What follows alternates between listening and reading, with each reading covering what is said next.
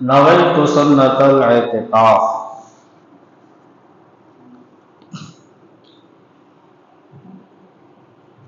الحمد للہ رب العالمین، الحمد للہ رب العالمین، والصلاة والسلام علی سید الانبیاء والمرسلین، اما بعد فاعوذ باللہ من الشیطان الرجیم، بسم اللہ الرحمن الرحیم۔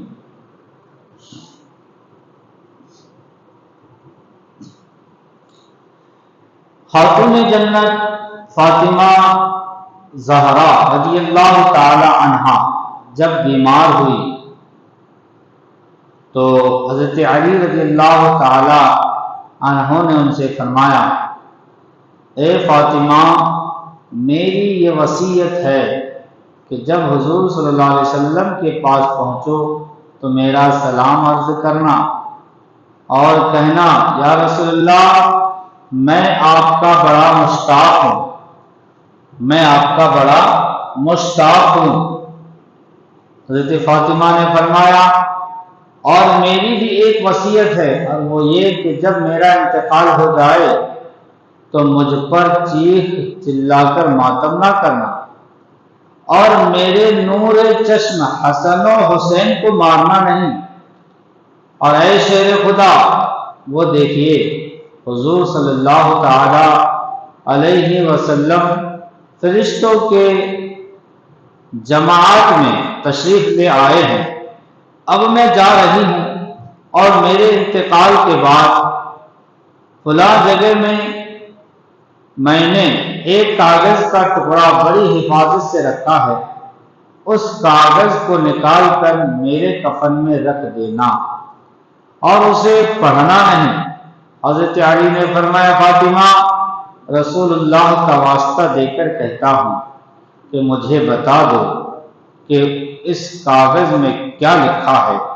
حضرت فاطمہ نے فرمایا، میرا نکاح جب ہوا آپ سے تو حضور صلی اللہ علیہ وسلم نے مجھ سے فرمایا، یعنی میرا نکاح جب آپ سے ہونے لگا تھا تو حضور صلی اللہ علیہ وسلم نے مجھ سے فرمایا، فاطمہ، میں علی سے 400 مسکال چاندی کے مہر پر تمہارا نکاح کرنے لگا ہوں۔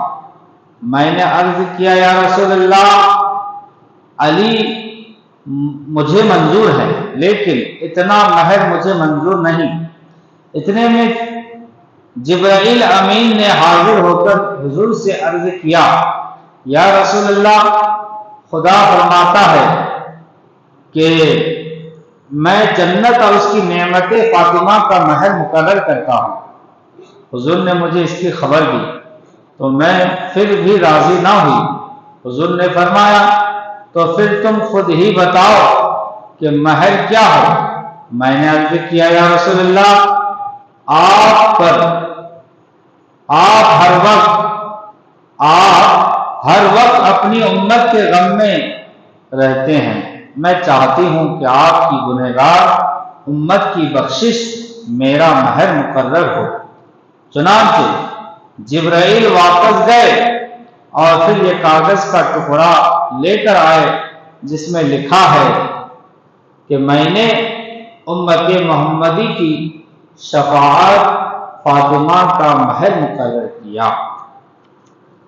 سبق: حضور صلی اللہ علیہ وسلم کے صدقے میں ہم گناہ گاروں پر اللہ کا بڑا فضل و کرم ہے کہ حضور کی صاحبزادی کو بھی ہم گناہ گاروں کا خیال رکھا، اب ہماری بخشش کا انتظام فرما گئی۔ پھر یہ کہنا کہ ان اللہ والوں سے کچھ حاصل نہیں ہوتا، کس قدر جہالت کی بات ہے۔ اور یہ بھی معلوم ہوا کہ چیخ چلا کر ماتم نہیں کرنا چاہیے، کسی کے انتقال ہو جانے پر چیخنا نہیں چاہیے، چلانا نہیں چاہیے، اس چیز سے خود خاتون جنت نے بھی منع فرمایا ہے۔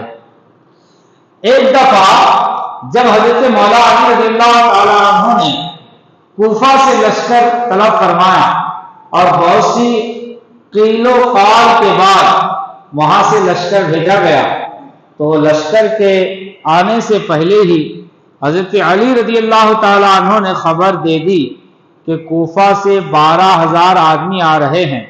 آپ کے ساتھیوں میں سے ایک صاحب لشکر کی گزرگاہ پر آ بیٹھے، یعنی جدھر سے لشکر جا رہے تھے وہاں بیٹھ گئے، اور جب لشکر آیا تو ایک ایک آدمی کو گننا شروع کر دیا۔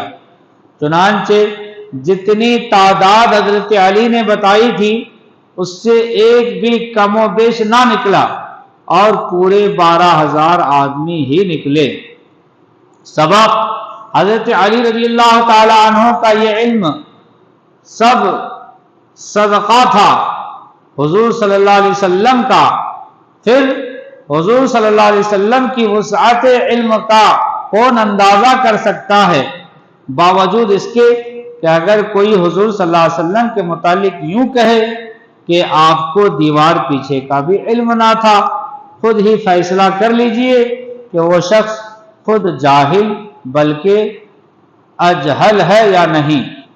حضرت مولا علی رضی اللہ تعالیٰ عنہ کی خدمت میں ایک شخص حاضر ہوا اور عرض کی کہ میں نے ایک مکان خریدا ہے، آپ اس کا قبالہ بیع نامہ طے فرما دیجئے۔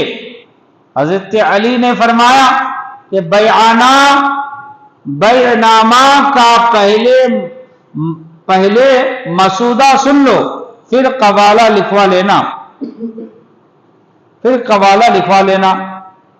تو ایک مکان دھوکہ کھانے والے نے دھوکہ کھائے ہوئے سے خریدا، نہ وہ مکان رہے گا نہ مکان والا، اور وہ مکان غافل لوگوں کی گلی میں ہے، اور اس کی چاروں حدیں یہ ہے: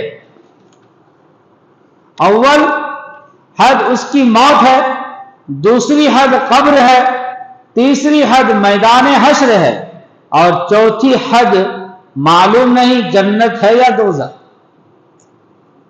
جب یہ مسودہ خریدار نے سنا تو روتا ہوا چلا گیا اور مکان خریدنے سے انکار کر دیا۔ سبب دنیا اور اہل دنیا کو بقا حاصل نہیں، دنیا اور دنیا میں جو کچھ ہے اس کو ہمیشہ رہنا نہیں، دنیا اور اہل دنیا کو بقا حاصل نہیں، آخر فنا ہے، اور انسان کو لازم ہے کہ ہر وقت موت، قبر اور حشر کو یاد رکھے۔ ایک شخص جن کا نام کمیل تھا حضرت مولا علی رضی اللہ تعالی عنہ کے ہمراہ کہیں جا رہے تھے کہ راستے میں ایک قبرستان آ گیا۔ حضرت علی رضی اللہ تعالی عنہ نے وہاں اہل قبور کو خطاب فرمایا، یعنی قبر والوں سے فرمایا، اور قبر والوں کو مخاطب کر کے فرمایا، اور فرمایا اے اہل قبور، یعنی اے قبر والو، اے وحشت و تنہائی والو، کیا خبر ہے، یعنی تمہارا کیا حال ہے؟ پھر ارشاد فرمایا کہ ہماری خبر تو یہ ہے کہ تمہارے بعد تمہارے اموال تقسیم ہو گئے، تمہارے مرنے کے بعد تمہارے مال لوگوں میں تقسیم ہو گئے، تمہاری بیویوں نے دوسرے خاوند کر لی، یعنی دوسری شادی کر لی، یہ تو ہماری خبر ہے، تم کچھ اپنی تو کہو۔ کمیل کہتے ہیں کہ حضرت علی رضی اللہ تعالی عنہ پھر میری طرف مخاطب ہوئے اور فرمایا کہ اے کمیل، اگر ان لوگوں کو بولنے کی اجازت ہوتی، یعنی قبر والوں کو اگر ان کو بولنے کی اجازت ہوتی تو یہ لوگ جواب میں یہ کہتے کہ بہترین توشہ تقویٰ ہے، بہترین توشہ تقویٰ ہے، یہ فرمایا۔ اور پھر حضرت علی رضی اللہ تعالی عنہ رونے لگے اور فرمایا اے کمیل، قبر عمل کا صندوق ہے، اور مرنے کے بعد قبر میں اس بات کا علم ہو جاتا ہے۔ سبق مرنے کے بعد سب کچھ یہیں رہ جاتا ہے، اور سب چیزیں دوسروں کے قبضہ میں آ جاتی ہے۔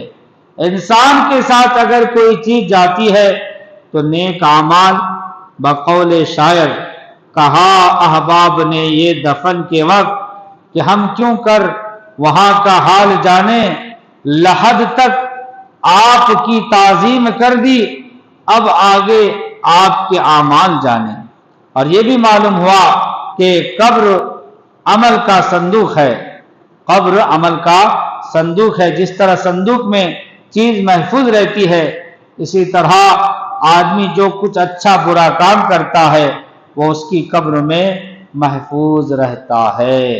اللہ تبارک و تعالی ہمیں حضرت علی رضی اللہ تعالی عنہ کے فرمودات پر عمل کی توفیق رفیق عطا فرمائے۔ یا الہ العالمین، تو اپنے فضل و کرم سے ہمارے ماں باپ کی مغفرت فرما۔ اے مولا ہمیں ایمان پر قائم و دائم فرما، ایمان پر خاتمہ نصیب فرما۔ اے مولا ہمیں آخرت کی تیاری کرنے کی توفیق عطا فرما۔ اے مولا تو اپنے فضل و کرم سے ہمیں مولا زیادہ سے زیادہ نیکیاں کرنے کی توفیق عطا فرما، گناہوں سے بچنے کی توفیق عطا فرما۔ اے مولا ہر برائی سے، ہر گناہ سے ہماری حفاظت فرما۔ کما قال اللہ تبارک و تعالی فی شان حبیبہ الکریم ان اللہ وملائکتہ یصلون علی النبی یا ایھا الذین آمنوا صلوا علیہ وسلموا تسلیما۔ اللہ